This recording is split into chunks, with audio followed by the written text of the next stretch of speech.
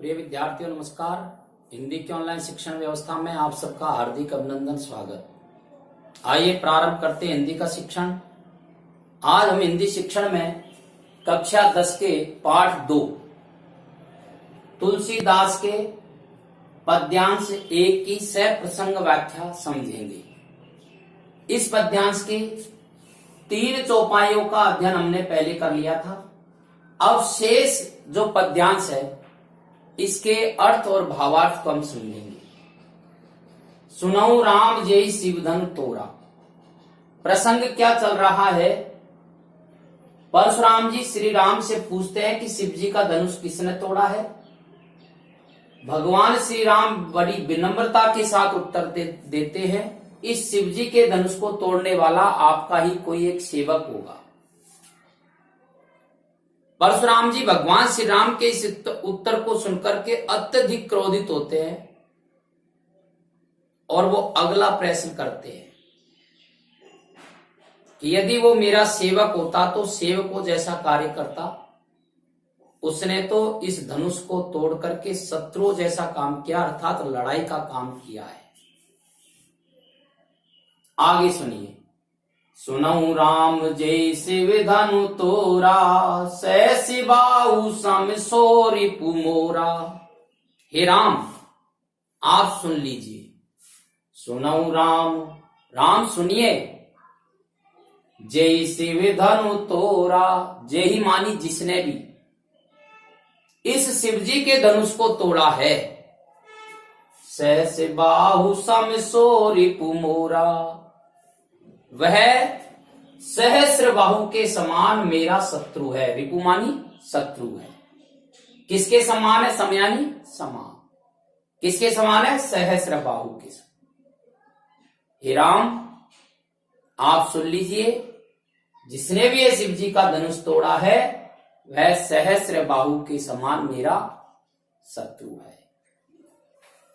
सो bill गाऊ बिहाई समाजा, नैते मारे जय सब राजा। परशुराम जी कहते हैं सो मानी उसको, बिलगाऊ अलग कर दो, बिहाई मानी छोड़कर, समाजा यानी इस राज समाज को। जो सीता के स्वयंवर में सारा राज समाज आया हुआ है, उस राज समाज को छोड़ करके जिसने भी शिव जी का धनुष तोड़ा है वह अलग हो जाए, अन्यथा न तय मारे जय सब राजा, नहीं तो मैं सारे राजाओं को मारूंगा। इस प्रकार परशुराम क्रोधित हो जाते हैं। सुनि मुनि बचन लखन मुस्काने, बोले परशुधरई अवमाने। अवमाने, अवमाने यानी नहीं मानते हुए, निरादर करते हुए। सुनि मुनि वचन लखन मुस्काने, परशुराम जी के इस प्रकार के वचनों को सुनकर के और लक्ष्मण जी मुस्कुराते हैं।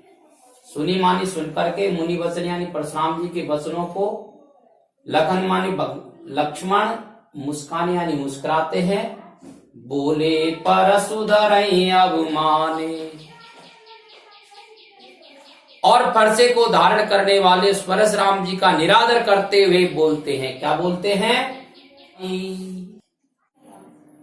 बहु धनु ही तोरी लड़काई, कबो न आशीष की न गुसाई। ऐसी तो बहुत सारी दुनिया, अर्थात धनुष के छोटे रूप, ऐसे तो बहुत सारे धनुष हमने लड़काई यानी बचपन में तोड़े हैं। कबो न आशीष की न गुसाई, लेकिन हे स्वामी, आपने इस प्रकार का क्रोध कभी नहीं किया। ऋषि मानी क्रोध, गोसाई यानी स्वामी, असी मानी इस प्रकार का। आपने इस प्रकार का क्रोध कभी नहीं किया। यही धनु पर ममता कही है तू। अब लक्ष्मण परशुराम जी से प्रश्न पूछते हैं। क्या प्रश्न पूछते हैं? यही धनु पर ममता कही है तू, सुनिर्साय कहे भृगुकुल के तू। इस धनुष पर ही आपकी अत्यधिक ममता क्यों है? जब लक्ष्मण ने यह प्रश्न उनसे पूछा है कि इस धनुष पर ही आपकी अत्यधिक ममता क्यों है, तो लक्ष्मण के इस प्रश्न को सुनकर के परशुराम जी अत्यधिक क्रोधित हो जाते हैं। परशुराम जी अत्यधिक क्रोधित हो जाते हैं। सुन रिसाय कह भृगुकुल केतु, भृगुकुल के जो केतु यानी पताका के समान है, ऐसे परशुराम जी अत्यधिक क्रोधित हो जाते हैं। लक्ष्मण के इस वचन को सुनकर के भृगुकुल के केतु जो परशुराम जी हैं, वो अत्यधिक क्रोधित हो जाते हैं और क्रोधित होकर के कहते हैं, सुनो रे नप बालक काल बस, अरे ओ राजा के बालक, तेरी मृत्यु नजदीक है। कालवश यानी तू काल के नजदीक पहुंच गया है, काल बस, काल के बसीभूत हो रहा है। बोलत तो ही न संभल करके बोल, अपने आप को संभाल करके बोल। धनु ही सम त्रिपुरारी धनु विदित सकल संसार, तू जिस धनुष की बात कर रहा है, जिस शिवजी के धनुष की बात कर रहा है, वह धनिया है,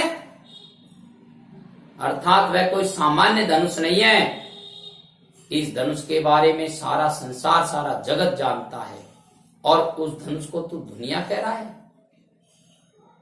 रे बालक, अपने आप को संभाल करके बोल, तेरी मृत्यु नजदीक है। इस प्रकार परशुराम जी क्रोधित होकर के लक्ष्मण को समझाते हैं। अब इस सारे पद्यांश की व्याख्या ये हम अगले वीडियो में समझेंगे। धन्यवाद।